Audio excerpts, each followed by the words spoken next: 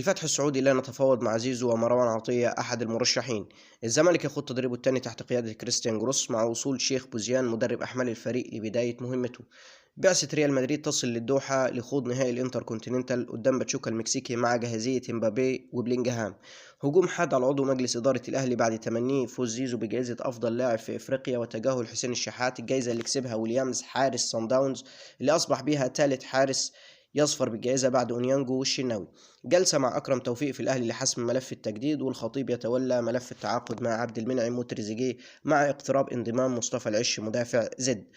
في ظل حاجة الأهلي لمهاجم، مدرب أهل جدة يطلب فسخ تعاقد فيرمينيو، ومسؤولي الخليج يؤكدون لا مفاوضات بين الأهلي ومحمد شريف حاليا. جلسات نفسية لكهربا في الأهلي وكولر للجمهور، نتفهم حزنكم ومعا نحن أقوياء. إيجابية عينة مدرك لاعب تشيلسي واللاعب مهدد بالإيقاف لمدة 4 سنين. وولفرهامبتون يستعد للإعلان عن التعاقد مع فيتور بيريرا مدرب الشباب السعودي. روما يستعد لإعلان فسخ التعاقد مع باولو ديبالا وجالاتا سراي في انتظار اللاعب. برشلونة يعلن التعاقد مع المالي إبراهيم ديارة حتى صيف 2028 لتدعيم فريق الشباب قادما من أكاديمية أفريكا فوت. وفي حفل ذا بيست، فينيسيوس أفضل لاعب في العالم، وكارلو أنشيلوتي أفضل مدرب، ومارتينيز أفضل حارس